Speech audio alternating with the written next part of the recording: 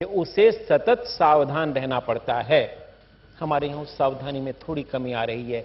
मेरा ताई जैसे लोग हैं जो इस तरह की सावधानी हमें बरतने के लिए कहते हैं, लेकिन कहीं ना कहीं हमें कमी आ रही है। अन्यथा मतलब दोष अगर हम देते हैं तो हम कहते हैं ऐसा हमारे राजनीतिक पक्ष जो आपने बताया कितने 1250 राजनीतिक पक्ष हैं, उनकी जो भूमिका रही है वो उस भूमिका को देखते हुए निराशा होनी स्वाभाविक है, क्योंकि चाहे वो हमारे सरकार में जो लोग बैठे हैं वो, चाहे जो विपक्ष में बैठे हैं वो, उन सबकी भूमिका लेकर के थोड़ी सी निराशा जरूर होती है। लगता है कि कहीं ना कहीं वो सब नहीं हो रहा। देश की विषमता, देश की गरीबी, देश में बेरोजगार, सब जगह कमी अभी है, लेकिन जितना कुछ हमने किया है उससे मुझे लगता है कि हमें निराश नहीं होना चाहिए। अभी हमने एक नाटक देखा था, आप लोगों ने भी देखा, अंत में एक मशाल दी गई है आपके हाथ में।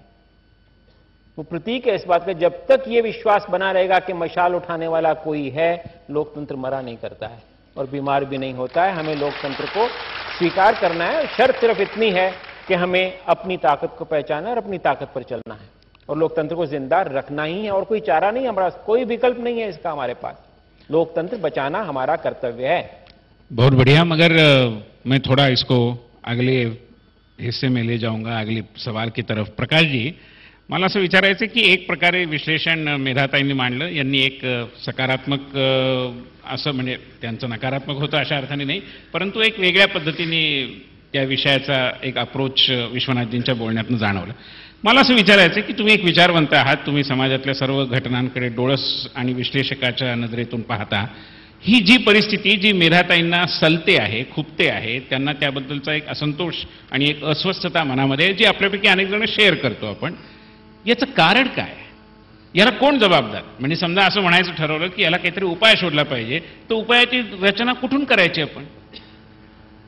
मला असं वाटतं की उपायाची रचना करायच्या आधी काय आपलं चुकलं किंवा काय गडबड होते हे लक्षात घेतलं तर उपायाची रचना करणं जास्ती सोयीचं होईल। म्हणजे आता आपण जे एकांकिका बघितली, या एकांकिकेत मणिपूरचं जे काही चित्र आपल्यापुढे उभं केलं आणि त्यांनी जो सुरुवातीला सांगितलं की रवींद्रनाथ टागोरांचं जनगण मन हे त्याच्यात कुठे नॉर्थ ईस्टचा उल्लेखच नाही ईशान्य भारताचा। तर माझं असं म्हणणं आहे की आपण जे स्वातंत्र्य चळवळीनंतर स्वतंत्र झालो, लोकशाही राज्यव्यवस्था स्वीकारली, राज्यघटना बनवली, तर ह्या सगळ्या ह्याच्यात त्याच्या पाठीमागे एक विशिष्ट भूमिका होती की हा जो आपला भारत आहे, भौगोलिकदृष्ट्या आपण भारत म्हणत असलो तरी त्याच्यात अनेक भारत राहतात आणि ते वेगवेगळे भारत आहेत। म्हणजे ज्याला उपराष्ट्रवादी प्रवृत्ती आपण म्हणतो की महाराष्ट्रात आज आपल्याला दिसतं की महाराष्ट्रात मराठी माणसांवर अन्याय होतो अशी भावना आहे, तर ही भावना नॉर्थ ईस्टमध्ये फार पूर्वीपासून आहे। तर कुठेतरी ह्या गेल्या 61 वर्षात, प्रजासत्ताक तुम्ही आता उल्लेख केलात की 61 वर्ष आपण पुरी करतोय, किंवा स्वातंत्र्यानंतर 63 वर्षात, ही कुठेतरी प्रक्रिया हळूहळू आपण जे सगळ्यांना सामावून घेण्याची जी प्रक्रिया होती, ती प्रक्रिया आपण फार सशक्तपणे पुढे नेऊ शकलेलो नाही आहे। आणि आज असं आपल्याला दिसून येते की गेल्या 20 वर्षात जे जागतिकीकरणाची प्रक्रिया सुरू झाली, अर्थव्यवस्था बदलली, जग खूप जवळ येत चाललंय तंत्रज्ञान आणि विज्ञानाच्या प्रगतीमुळे। तर ह्या सगळ्या गोष्टीत ह्या ज्या सगळ्या प्रत्येक जो समूह आहे आपल्या देशातला वेगवेगळा, त्यांना असं वाटायला लागलं की ह्या सगळ्या ह्याच्यात आपण आपली ओळख टिकवू शकू की नाही। आपण आपली जर ओळख टिकवू शकणार नसलो तर हा जो सगळा दबाव येतोय, सगळ्या तऱ्हेच्या वेगवेगळ्या ज्या प्रक्रिया चालू आहेत, त्याच्यात प्रत्येक समूहाला असं वाटतंय की आपली ओळख कुठेतरी पुसली जाईल आणि म्हणून मग तो या सगळ्या धरून बसतोय, ओळखी स्वतःच्या धरून बसतोय। तर मूळ मुद्दा असा आहे की ह्याच्यावर जर उपाय शोधायचा असेल तर आपण एक बहुसांस्कृतिक, बहुवांशिक, बहुभाषिक देश आहोत आणि तो देश असल्यामुळे सगळ्यांना सामावून घेण्याची लोकशाही प्रक्रिया आहेच आपल्याकडे। आणि आता विश्वनाथजींनी जसं सांगितलं त्याच्याशी मी पूर्ण सहमत आहे की भारतात आजूबाजूच्या जे जगातले किंबहुना त्यांनी आजूबाजूच्या देशाचा उल्लेख केला। पण मी असं विचारतो, थोडं हस्तक्षेप करतो मध्ये, की ही जी परिस्थिती, जे तुम्हाला असं म्हणायचं की हे एकात्मीकरण एका अर्थाने झालं नाही आणि ही जी अस्मितेची बूज राखायला हवी प्रत्येकाच्या, ती राखली गेली नाही, याला दोष हा कुणाचा दोष आहे असं तुम्ही म्हणाल? यासाठी कोणाला दोष द्याल तुम्ही? म्हणजे आपल्या राज्यव्यवस्थेला द्याल, राजकीय पक्षांना द्याल, विचारवंतांना द्याल, पत्रकारांना द्याल? कोण याला दोषी? कोण? आपण सगळेच दोषी आहोत हे अतिशय चांगलं योग्य उत्तर आहे, पण बहुधा असं मी म्हणणार नाही सगळेच दोषी आहोत। मी असं म्हणेन की प्रत्येक टप्प्यावर परिस्थिती जी उभी राहत गेली, म्हणजे आता सुरुवातीला स्वातंत्र्य मिळालं आणि एक जे सरकार आलं, पंडित जवाहरलाल नेहरू होते, बाकीचं, त्या काळातली जी परिस्थिती होती, त्या काळातले जे अडचणी होत्या, त्या काळातले जे अडथळे पुढे आले, त्याला मात करत करत लोक पुढे गेली. मग एक नवीन परिस्थिती आली. म्हणजे अगदी आत्तापर्यंत तुम्हाला असे टप्पे पाडता येतील, 4-5 टप्पे पाडता येतील की ज्याच्यात प्रत्येक टप्प्यावर वेगवेगळ्या परिस्थितीला सामना देत नेतृत्व उभं राहील. आज आता एक नवीन परिस्थिती उभी राहिलेली आहे 21व्या शतकाच्या पहिल्या दशकात आपल्या पुढे. तर त्या परिस्थितीला तोंड देताना काय करायला पाहिजे याच्याबद्दल आपल्या देशात एक सहमती तयार करण्याची गरज आहे. कुणी करायची नाही, ती करण्यासाठी समाजातले बुद्धिवंत, समाजातले पत्रकार, प्रत्यक्षात राजकारणी, मेधाताईंसारखे लोक, की यांनी कुठे ना कुठेतरी एक सहमती तयार करायला पाहिजे.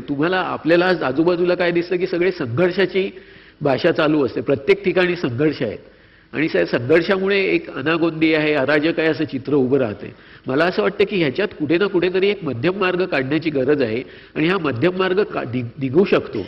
आणि त्याच्यासाठी दोन्ही टोकाला ज्या टोकाच्या भूमिका घेतल्या जातात, तर त्या टोकाच्या भूमिका घेता कामा नयेत. विनाश की विकास असं न म्हणता विनाशी होऊ नये आणि विकासी समन्वयाची भूमिका, या पद्धतीने एक मध्यम मार्ग का काढता येऊ नये. आणि काढता येतो जर आपण पाकिस्तानशी चर्चा करायला तयार आहोत, आपण ईशान्य भारतातल्या नागा लोकांशी चर्चा करायला तयार आहोत, तर मग आपल्याला एकत्र बसून आपल्याला का नहीं चर्चा करता है? नहीं, पण कुठेतरी, और फिर मैं एक बार आपकी तरफ आऊंगा विश्वनाथ जी, कि प्रकाश जी ने एक विश्लेषण प्रस्तुत किया.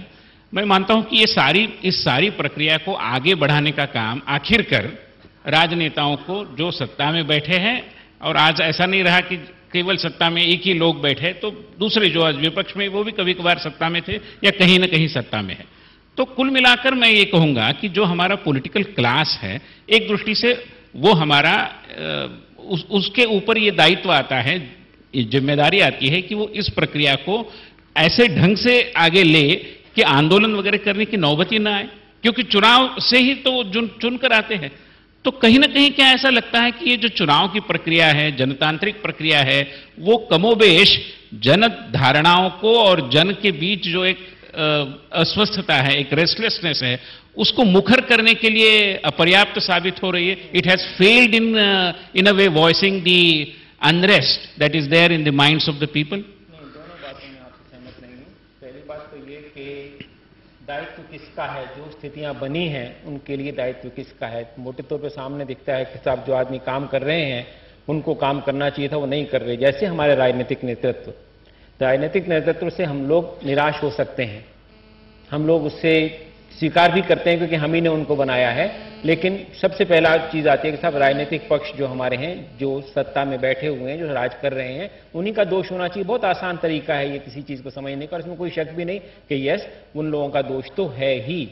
लेकिन जनतंत्र में राजनीतिक नेतृत्व महत्वपूर्ण नहीं है, महत्वपूर्ण जन है. जन, न तंत्र महत्वपूर्ण है और ना नेतृत्व महत्वपूर्ण है, जन महत्वपूर्ण होता है राजनीतिक जनतंत्र में, और उस जन के जागरूक रहने की आवश्यकता है. आज यदि हमारे राजनीतिक दल सही काम नहीं कर रहे हैं तो उसके लिए मैं दोषी, उनको तो हम ठहरा सकते हैं कि तुम काम नहीं कर रहे हो. लेकिन हमने क्या किया?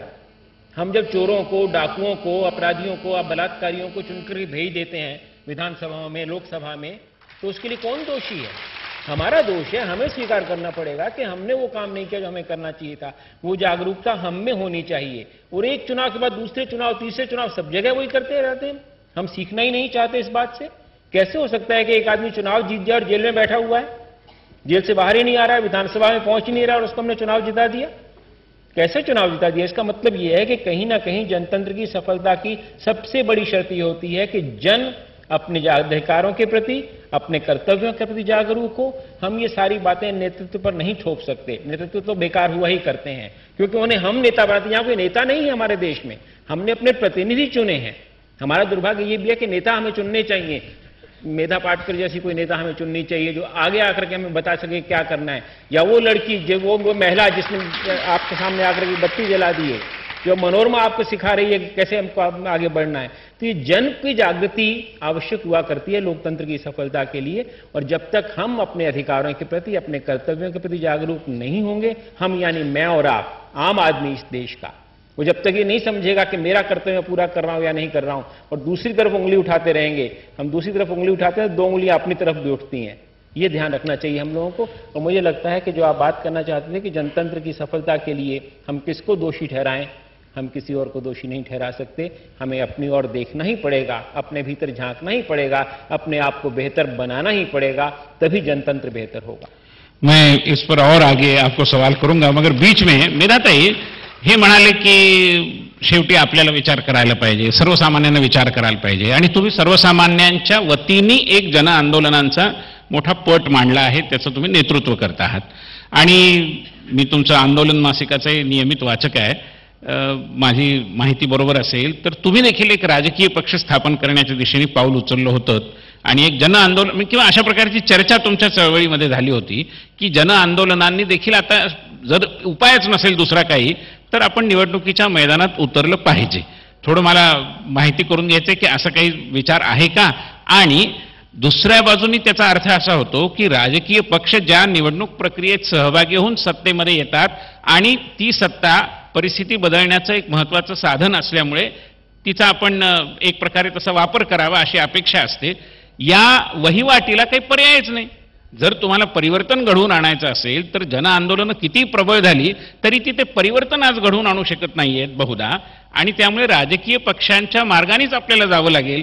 कारण मी असं पाहतो की जयप्रकाश नारायण म्हणून ते एक लोकसत्ता नावाचं मुवमेंट चालवत होते आंध्र प्रदेशामधले एक जुने IAS ऑफिसर, आणि त्यांनाही एका टप्प्यावर असं वाटलं की नुसती NGO स्थापन करून आणि मुवमेंट चालवून काही होत नाही, आपण मैदानात उतरलं पाहिजे. आता लोकसत्ता नावाचा राजकीय पक्ष आंध्र प्रदेशमध्ये काम करतोय.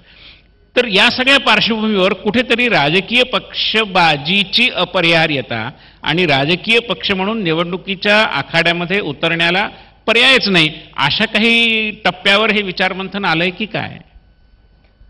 म्हणजे लोकशाहीचा जर अर्थ हा केवळ पक्षीय प्रातिनिधिक लोकशाही इतक्या पुरता मर्यादित नसेल, आणि मी म्हटलं त्याप्रमाणे खऱ्या अर्थाने लोकांच्या म्हणजे समाजाच्या एकेका घटकाचं स्थान, सन्मान आणि भूमिका याच्यावर आधारित खरोखर राज्य लोकशाही मार्गाने चाललं आहे की नाही, विकासाचं नियोजन, विकासाचंच नियोजन पण ते लोकशाही मार्गाने चाललं आहे की नाही, जसं ते पर्यावरणीय दृष्टीने विनाशकारी आहे की नाही, विषमतावादी आहे की नाही, हे पाहणं अपरिहार्य असतं.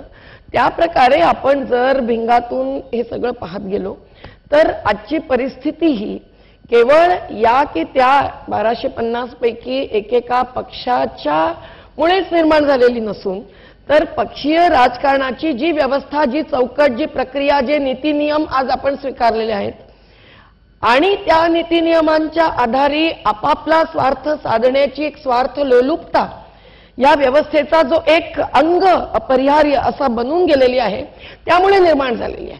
त्यामुळे ही व्यवस्था अशीच्या अशी स्वीकारणं म्हणजे लोकशाहीला सन्मान करणं आणि त्याला सलाम करणं हे नाहीये. खऱ्या लोकशाहीची कास आपल्याला धरायची आहे. आजही घटनेमध्ये लोकशाहीची सर्व संकल्पना ही अगदी पंचायती राज्यापासून ते 73व्या आणि 74व्या घटनेच्या काय म्हणतो आपण त्याला बदलावापर्यंत, संशोधनापर्यंत, जरा हिंदी चॅनेल चालू आहे मध्य प्रदेशात आल्यामुळे, आणि त्याचप्रमाणे अगदी अनुसूचित जाती जनजातीच्या क्षेत्रामध्ये 5व्या शेड्यूलमध्ये ज्या शांती आणि सुव्यवस्थेचा उल्लेख केलाय तिथपर्यंत असं सगळं मांडून ठेवलेलं आहे. मार्गदर्शक सिद्धांतांमध्ये सुद्धा आर्थिक नियोजनही असं व्हावं की जे खरोखर एकवटणार नाही सत्ता आणि संपत्ती सुद्धा, आणि सर्वांच्या मूलभूत गरजा पूर्ण होतील अशा प्रकारे व्हावे म्हणून ठेवलेलं. परंतु ह्याचं पालनच होत नाहीये, आणि ह्याचं पालन होत नाहीये एवढ्यासाठीच की लोक म्हणजे समाजाच्या एकेका घटकाला, मग तर गाव असो, वस्ती असो की एखादा समूह असो, याला या संपूर्ण राजकीय प्रक्रियेत स्थान केवळ मत देण्यापुरतं होत आहे. म्हणून आपण त्याच मतांच्या राजकारणाला, जे आज वोट्स आणि नोट्स दोन्हींचं राजकारण झालंय, कर्नाटकात आता जी खरेदी विक्री चाललेली आहे, जी झारखंडमध्ये होऊन चुकलेली आहे, मुंबईमध्ये महाराष्ट्रातही होऊन चुकलेली आहे, याकडे जर आपण पाहिलं तर ही व्यवस्था पूर्णपणे बदलायलाच हवी, तरच खऱ्या अर्थाने लोकशाही या देशामध्ये निर्माण होईल. हे घटनेची चौकट सुद्धा. हे अगदी बरोबर आहे मेधाताई, पण मला सांगा आज कोणताही राजकीय पक्ष घटनेच्या 73व्या 74व्या दुरुस्तीला विरोध करत नाही, पण अंमलातही आणत नाही. विरोध करतात कोणताही नाही, विरोध करतायत म्हणजे म्हणून प्रमुख राजकीय पक्ष जे त्यांच्या आहेत वक्तव्यावर, म्हणजे त्यांच्या घोषणापत्रांवरती, जाहीरनाम्यांवरती आपण जाताच का म्हणे? नाही, जाहीरनाम्यांवर जाता कामा नये हे तर बरोबर यावं. असे राजकीय पक्ष आपल्या देशात आहेत जे निवडून आलेले आहेत, राज्यांमध्ये राज्य करतायत, ज्यांनी जाहीरनामाच काढला नाही आणि ज्यांना असं वाटतं की जाहीरनामा काढायची काही गरजच नाही. म्हणजे रद्दीला म्हणजे माझं म्हणणं असं की एका बाजूने लोकशाहीची ही जी वाटचाल आहे की सतत निवडणुका होत आहेत, लोक मतदानाला पुढे येत आहेत, रांगा लावत आहेत, बोट दाखवत आहेत शाई लावलेली, आणि सगळेजण वृद्ध महिलेला घेऊन जात आहेत, आणि असं वाटतं की लोकशाहीचा आपल्या देशामध्ये एक पद्धत आहे की लोकशाहीचा उत्सव आहे वगैरे, तर ते त्यावेळी बरोबर वाटतं. पण पुन्हा निवडून आलेली माणसं लोकांना कळत नाही की ती योग्य आहेत का अयोग्य आहेत. बरेचदा लोकांच्या मनात नसताना अयोग्य माणसं निवडून आलेली दिसतात. म्हणजे कुठेतरी मला असं वाटतं की या एका तंत्रामध्ये हे लोकशाहीचं जे रसायन आहे ते फसलेलं आहे की काय, आणि तंत्र बहादरी झाली की काय, त्यातनं मंत्र आपला त्याच्यातनं हरपतोय की काय. म्हणूनच या पक्षीय राजकारणाची आणि ह्या व्यवस्थेची मर्यादा आणि विकृती ही आज पुढे आलेली आहे. आणि त्यामुळे आपण राजकारण म्हणजे व्यापक अर्थाने सत्ता आणि जनता यांच्यामधल्या संबंधांची प्रक्रिया, ते कार्यकारण आणि ते संबंध आता ह्या मतांच्या प्रातिनिधिक लोकशाहीच्या आजच्या व्यवस्थेमध्ये सुदृढ नाही आहेत, आणि आपल्या इथल्या उपस्थितांच्या आजच्या आयुष्यामध्ये ते तशा प्रकारे परिवर्तित होतील असं दिसत नाहीये. म्हणून बाहेरचे संघर्ष सुद्धा केवळ संघर्ष करत नाहीयेत, तर ते मार्ग सुचवत आहेत, पर्याय सुचवत आहेत. एक तर इलेक्ट्रोल रिफॉर्म्स, निवडणुकींच्या सुधारणा, ज्याच्यामध्ये पैसा आणि बाजाराचा आज भयंकर गदारोळ चाललेला आहे, ज्यामुळे चांगल्या माणसांना खरोखर निवडून येणं सुद्धा अशक्य आहे. आले निवडून तर कॉम्प्रोमाइज आणि तडजोडीशिवाय तिथे राहणं अशक्य आहे, हे चित्र दिसत आहे. म्हणून राजकारणाच्या व्यापक अर्थाला जर आपल्याला हात घालायचा पण मी मध्येच हस्तक्षेप करतो, सत्ता स्थापित करावी लागेल. अगदी हे जयप्रकाशजींचं म्हणणं होतं, ते बरोबर आहे. गांधींचं म्हणणं होतं, ते बरोबर आहे. वेश्येसारखं हे राजकारण आणि लोकसभा झालेली आहे, हे चित्र आज प्रत्यक्षात समोर उठलंय. म्हणून आम्ही वेगळा विचार करतोय. आम्ही जनआंदोलनांनाच आज राजकारणाचा एक हिस्सा मागतोय. त्यातले काही लोक जरी पक्षीय राजकारणात उतरले तरी तोही प्रयोग आम्ही स्वागतार्ह मानतोय. परंतु सर्वांनीच आतमध्ये जाऊन हरवून घेणं किंवा तडजोडी करणं याची गरज नाही.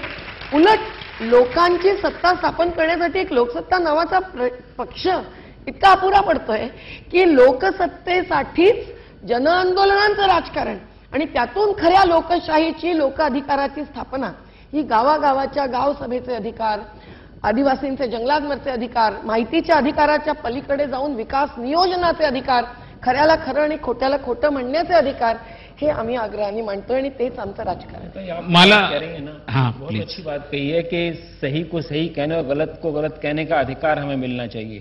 तो मूल बात ये हो जाती है कि हम यानी मतदाता, इस देश का नागरिक, वो जब तक जागेगा नहीं, वो जब तक अपने अधिकारों के प्रति, अपने कर्तव्यों के प्रति सचेत नहीं होगा, बात बनती नहीं है. राजनीतिक दल सत्ता की राजनीति कर रहे हैं हमारे यहाँ, इसमें वो करेंगे भी. आंदोलन होता है, आंदोलन. हाँ, आपके आंदोलन वाली बात से बिल्कुल सहमत हूं मैं, लेकिन सोचना ये पड़ेगा हमको कि और राजनीतिक दल बना करके, या इनके जो जितने भी स्वायत्त संस्थाएं हैं वो भी राजनीतिक दल बना लेंगी, उससे बात नहीं बनने वाली है. बात तब बनेगी जब हम जनतंत्र की मूल बातों को समझें. एक बहुत मोटी परिभाषा है जनतंत्र की, जनता की, जनता के लिए और जनता के द्वारा सरकार. ये लिंकन ने कहा था और तब से चली आ रही है. हमारी सरकार वोट देने तक है हमारी. हम वोट देते हैं और उसके बाद 5 साल क्या करते हैं वो लोग हम कुछ नहीं कर सकते. कर्नाटक का आपने उदाहरण दिया. आज जो कर्नाटक में हो रहा है उसमें जनता कुछ नहीं बोल रही है, बोल भी नहीं सकती है. तो कहीं ना कहीं हमें वहां परिवर्तन करना होगा. एक बड़ा परिवर्तन जो जयप्रकाश नारायण ने कहा था उस पर मैं ध्यान दिलाना चाहता हूं. कल उनकी जन्मतिथि, राइट टू रिकॉल, कि जिनको हमने चुना है अपना प्रतिनिधि, यदि वो गलत काम कर रहे हैं तो उन्हें बनाने, उसे वापस बुलाने का अधिकार मेरा होना चाहिए.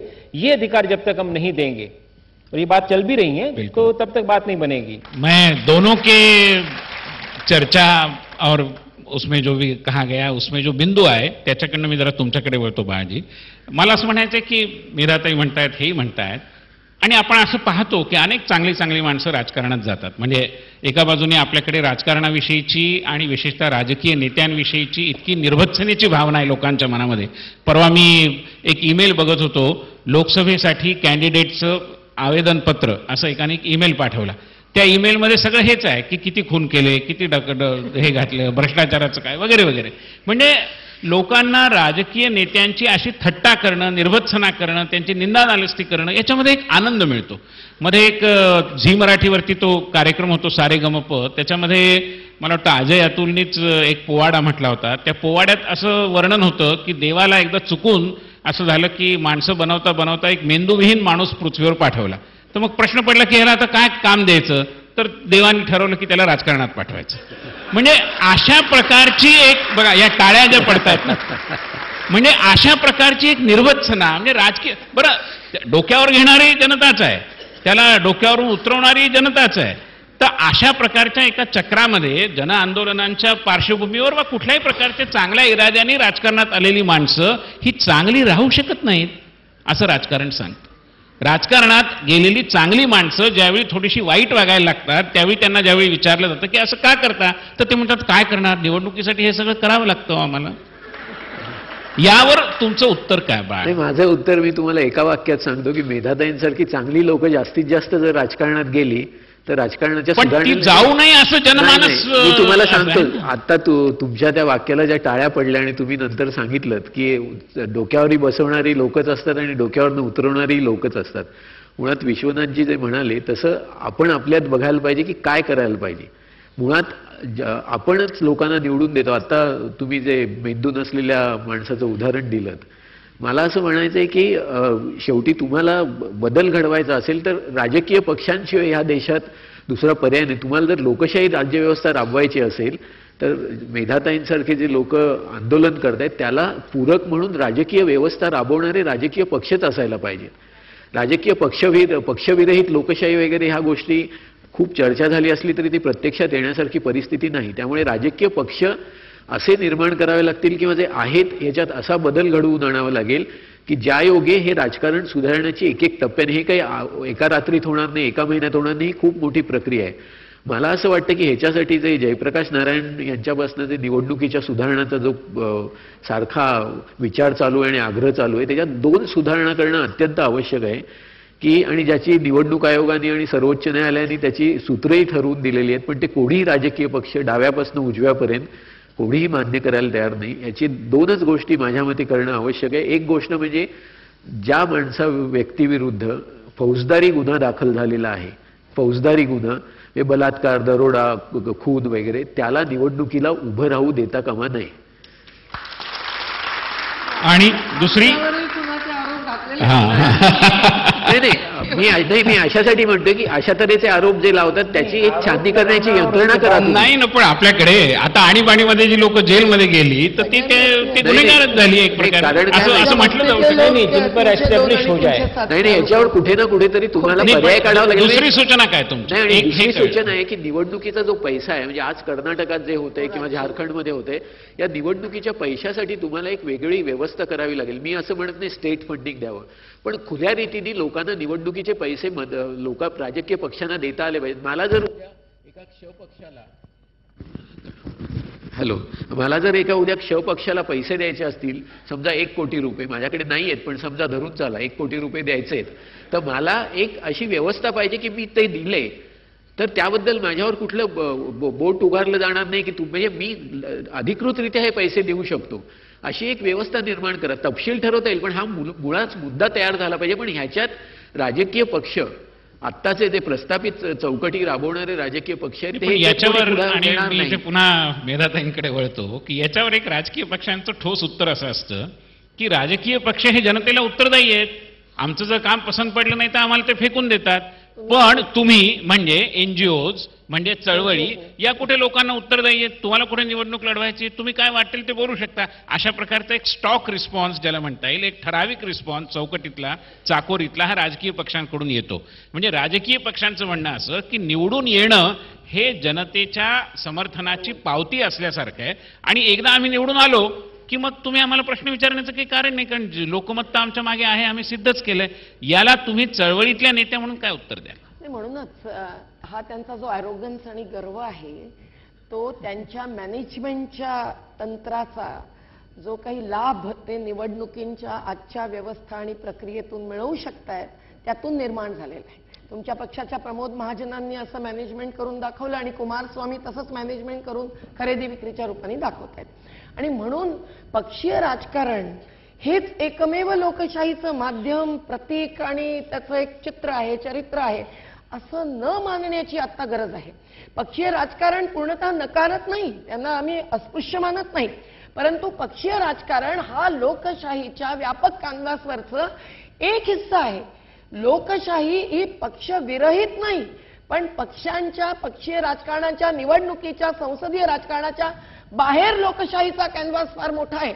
लोकच नसतील आणि लोकांचं ज्ञान, जागृती, त्यांनी घेतलेल्या मूल्यांचा आधार, त्यांचा सहभाग हा जर नसेल, त्यांचे अधिकार जर मानले जात नसतील, तर मग हा सगळा खेळ खंडोबा, हा अत्यंत खर्चिक तमाशा आणि त्याचे उलट अत्याचार आणि भ्रष्टाचाराचे सगळे परिणाम लोक भोगतायत। पण मेधाताई, चळवळी सुद्धा निवडणूक सुधारणांचा प्रश्न ऐरणीवर आणत नाहीत। आज नाही तो येतो, पण बाकी प्रश्न जेवढ्या प्राधान्याने येतात, आज तुमचं नाव पण किंवा अन्य तुमच्यासारख्या नेत्यांचं नाव हे एकेका प्रश्नाशी जोडलंय। मला सांगा, निवडणूक सुधारणा हा प्रश्न ऐरणीवर आणण्याकरता जंग पछाडणारा, जागोजागी जाणारा, लोकांमध्ये जागरूकता निर्माण करून लोकमताचा दबाव राजकीय पक्षांवर आणावा यासाठी प्रयत्न करणारा असा एखादा लोकनेता, चळवळीतला नेता, एनजीओचा नेता असा कुठे?